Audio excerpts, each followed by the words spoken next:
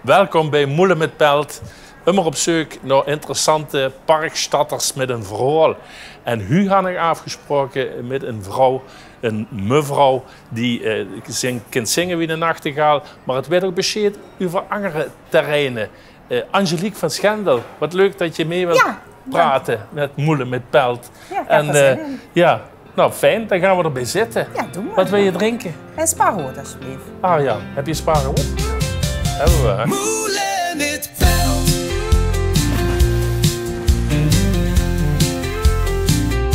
Moelen met Pelt.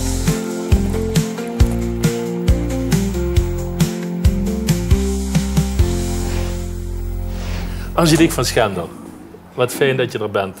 We kunnen het over een heleboel dingen met jou hebben en mensen kunnen je van alles kennen. Maar het is ooit een keer ergens begonnen. Waar was dat? Het is ergens begonnen. Maar ik ben geboren in het De Weverziekenhuis in Heerlen. Oké. Maar mijn wiegje heeft gestaan, want dat vraag je meestal, in Brunsum. De Brunsum. eerste 31 jaar van mijn leven heb ik daar gewoond. Oké. En dat in welk gedeelte van Brunsum? Rumpen eigenlijk. Rumpen. Ja. Rumpen. Echt oud Brunsum, zeg maar. Haansberg. Ja. En daar ben je opgegroeid, daar heb je... daar heb ik alles gedaan op dat moment wat ik kon doen. Hè. Dus daar ben ik naar school geweest in Rumpen. Later ook naar het Romboutscollege. En daar heb ik ook mijn hobby's uitgevoerd. Dus ik was al met muziek bezig in die tijd, als klein kind al. En deed ook veel sporten. Turnen en zo, dus dat was een beetje... En op straat? Eigenlijk vooral op straat spelen. Ja, het stoepranden en... vooral hutten bouwen. Oké. En fietsen buiten. En ik was eigenlijk wel een kind wat heel veel buiten speelde. Ja. En op een gegeven moment valt dan iemand op school of misschien buiten, of je moeder of je vader. Van verrekt, die Angelique, die kan een partij zingen. Ja, eigenlijk ging het veel simpeler. De pastoor kwam op school, wie wil in het koortje zingen? En ik dacht, ik ga dat maar doen. Rond de communie. Dus toen is het eigenlijk begonnen. En dan, ik wil niet zeggen dat ik dan beter was dan een ander, maar ik zong wel heel veel. En dan begint dat eigenlijk gedurende mijn leven, gaat dat steeds een beetje meer uit zijn voegen treden. Ja, en in het koortje werd je ook vaker naar voren getrokken en dan mocht je de solo's doen. En zo. Zo gaat dat dan. Ja. En dan kom je op het moment dat je voor een school moet gaan kiezen. Hè? Ja, je zit op dat Rombouts en je denkt,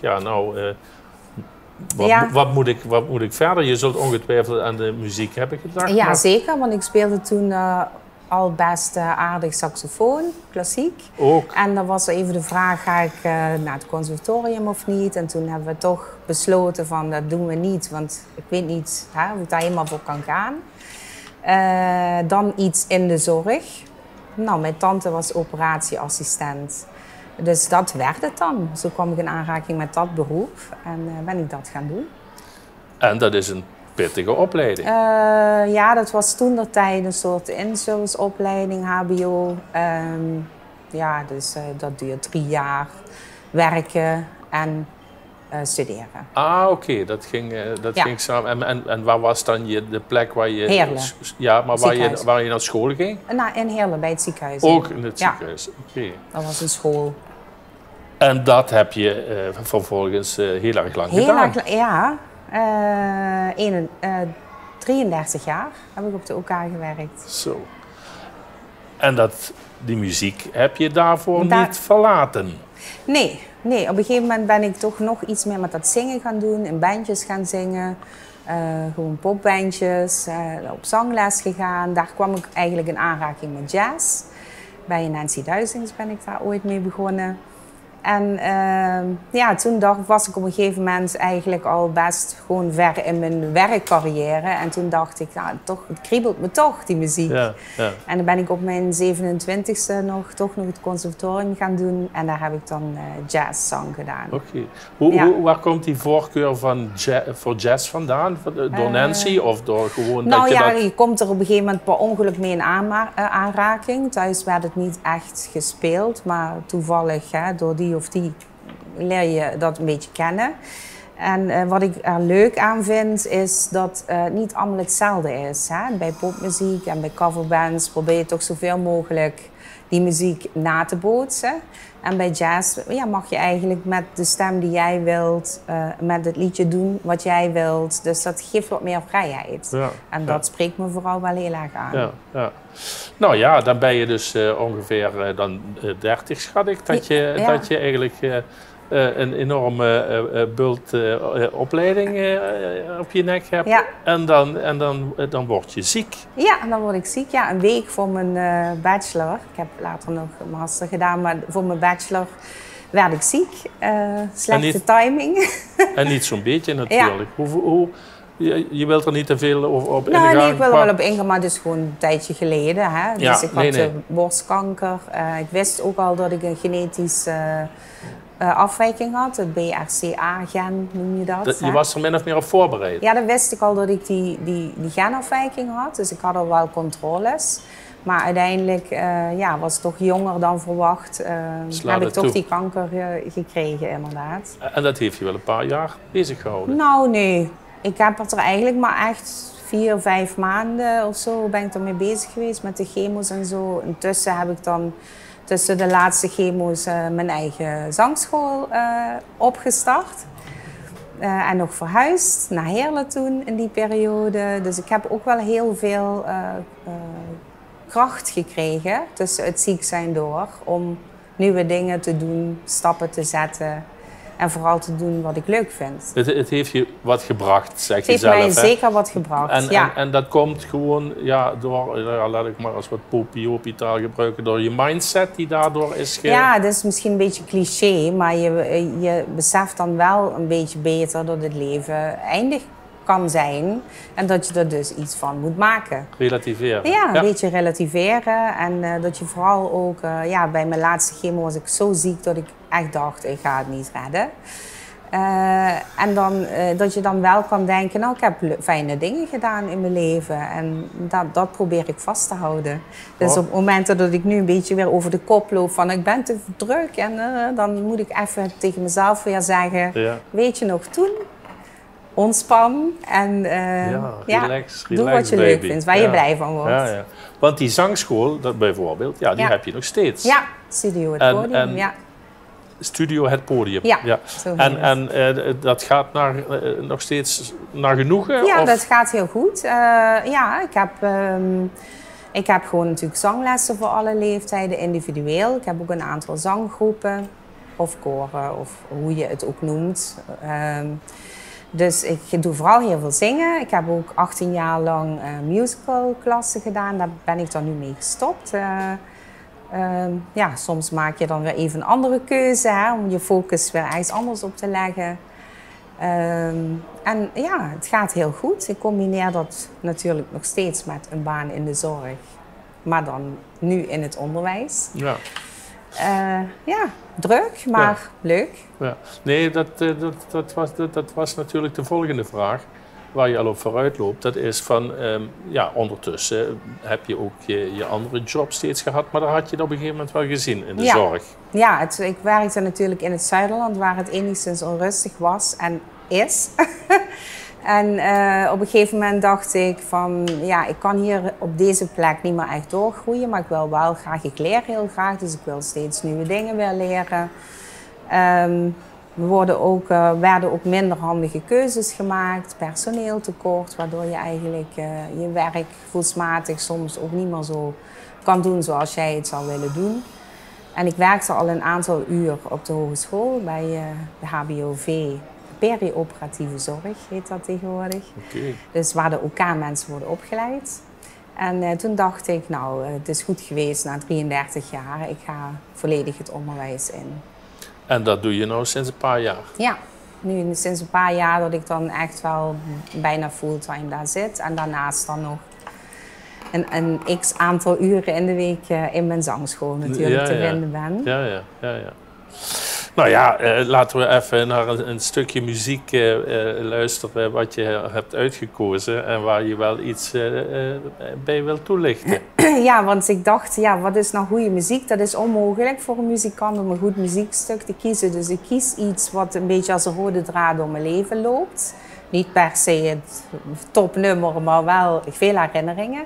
Ik was vroeger als kind enorm fan van de serie Fame. Misschien ken je die nog wel in de 80er jaren. En ja, daar kwam dit nummer in voor. En het nummer ja, werd gezongen als afscheid van een leraar. Ik keek natuurlijk, vond die school fantastisch, dat wil ik ook. Nou, dat heb ik eigenlijk later, kwam dat liedje, toen ik in een koor zong, kwam dat liedje weer voorbij. Weer iets later ben ik naar het conservatorium gegaan, wat ook zo'n soort school is. Weer iets later begin ik mijn eigen school, waar ook dat nummer een keer bij 10-jarig bestaan terugkwam. Dus zat ik weer in die sfeer. En nu, toevallig, een aantal weken geleden, kwam iemand er mee aan op zangles. Dus het geeft eigenlijk weer dat gevoel van wat ik toen al leuk vond en wat ik eigenlijk, waar ik in terecht ben gekomen. En bijkomstigheid is ook nog dat deze leraar, waar ze afscheid van namen, in het echt kanker had. Dus de tekst is ook nog multi-interpretabel. Dus ja, Starmaker. ga luisteren. Starmaker, Kids for Fame.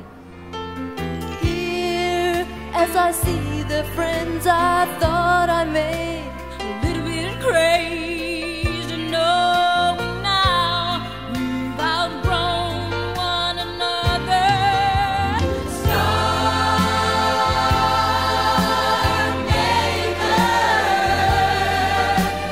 dream breaker,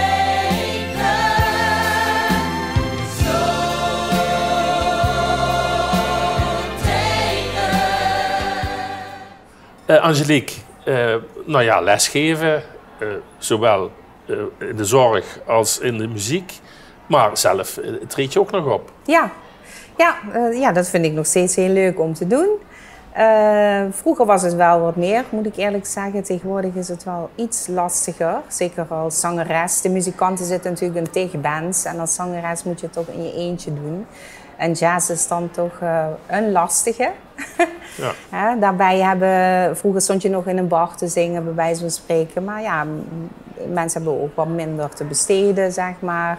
Dus ja, dat vind ik wel jammer. Dat hoop ik dat dat wel weer een beetje draait. Dat we weer wat meer kunnen optreden. Maar zoveel als ik het kan doen, doe ik het natuurlijk.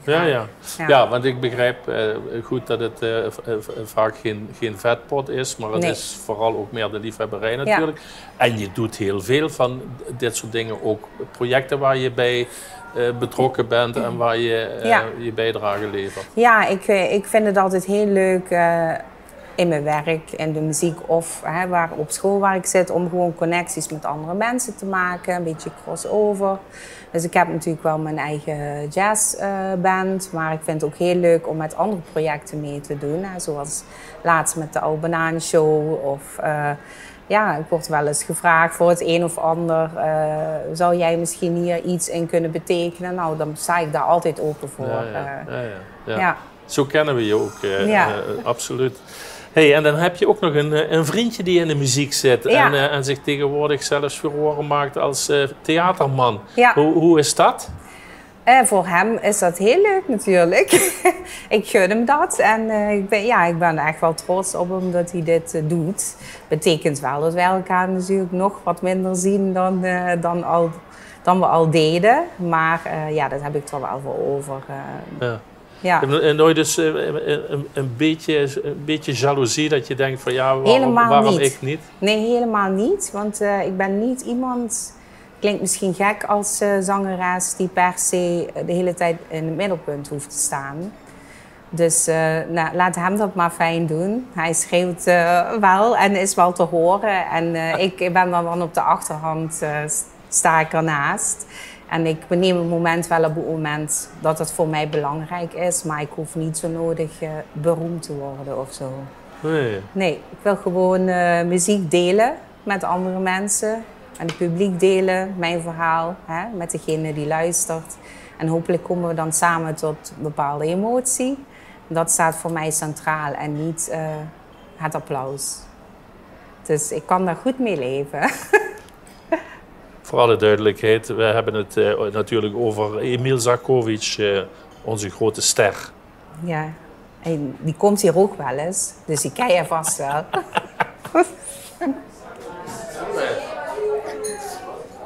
Angelique, Heel fijn dat je met me wilde praten. Graag gedaan. We sluiten af met een Eltje. Heerlijk. En jouw boodschap aan de mensen thuis? Heb vooral veel lol in je leven. Want dan overkom je ook alle moeilijke dingen. Heel goed. Cheers. Cheers. Angerwerk bij Moelen met Pelt. Vroeger was ik heel erg wild op dat podium, maar dat is helemaal verdwenen. Ik zoek liever iemand die jong is en ik schuif het aan hem door, dan dat ik zelf zo nuttig op de bühne moet staan. En wanneer ik dan al op de bühne moet staan, moet het eigen liedje van humor zien. Want als het poep serieus is, dan ga ik het zeker niet doen. Het moet gewoon echt humorvol zijn.